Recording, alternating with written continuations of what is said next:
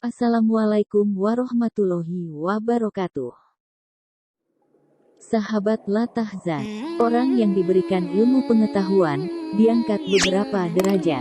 Sungguh istimewa. Lantas tidakkah kita ingin mendapatkan kedudukan yang istimewa di sisi Allah? Bukan hanya di sisi Allah saja orang yang berilmu itu istimewa.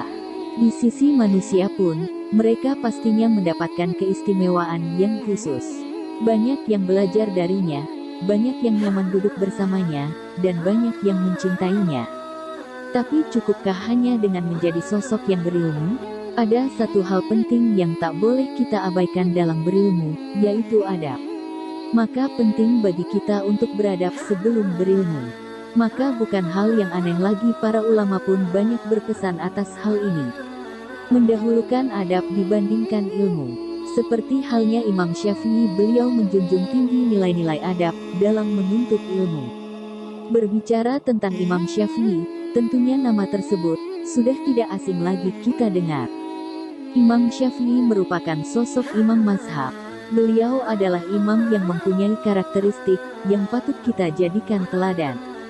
Lebih tepatnya adalah Imam Syafi'i itu ulama besar, dan termasuk sebagai salah satu dari 4 imam mazhab, yaitu Imam Maliki, Imam Hanafi, Imam Hambali, dan Imam Syafi'i.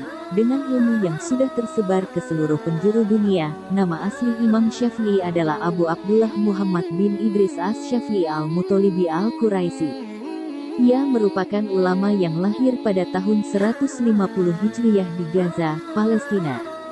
Selain itu, sosok imam ini merupakan mujtahid yang mempunyai karya, menjadi rujukan dalam ilmu fikih Islam, atau biasa disebut sebagai mazhab Syafi'i.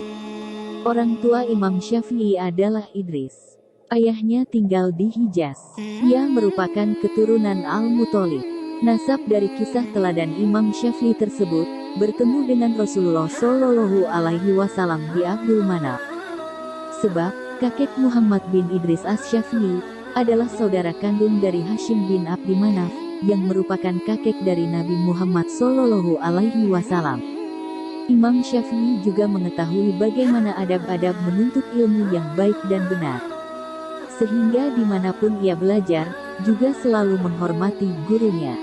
Karena Imam Syafi'i begitu menghormati gurunya, hal itu juga sempat membuat orang lain heran terhadap apa yang ia lakukan kepada gurunya. Suatu hari Imam Syafi'i bertemu dengan gurunya, tiba-tiba ia mencium tangan serta memeluk hangat gurunya yang sudah tua tersebut. Hal inilah yang membuat orang lain heran terhadap apa yang Imam Syafi'i lakukan. Hingga pada akhirnya, orang tersebut bertanya kepada Imam Syafi'i, "Mengapa engkau melakukan itu? Bukankah laki-laki itu sudah tua? Apakah engkau juga mengenalnya?"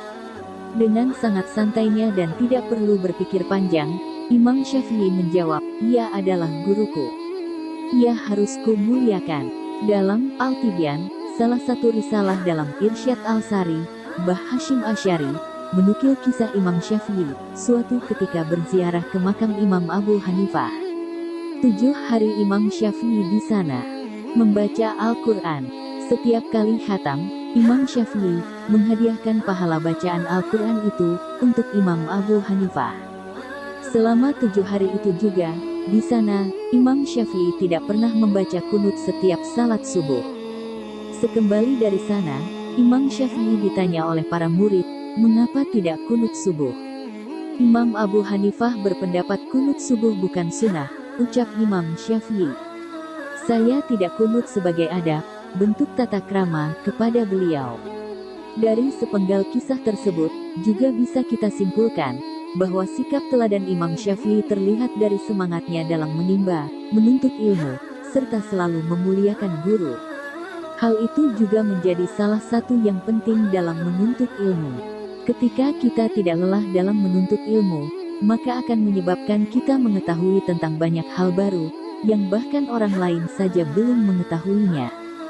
Sedangkan jika kita memuliakan guru, atau seseorang yang memberi pengajaran kepada kita, atas izin Allah, apa yang mereka berikan kepada kita, entah ilmu apapun yang mengandung kebaikan, dengan mudahnya kita akan paham.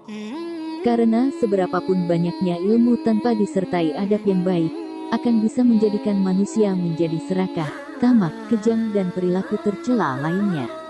Imam Malik rahimahullah pernah berkata, pelajarilah adab, sebelum mempelajari suatu ilmu, orang beradab sudah pasti berilmu, dan orang berilmu belum tentu beradab.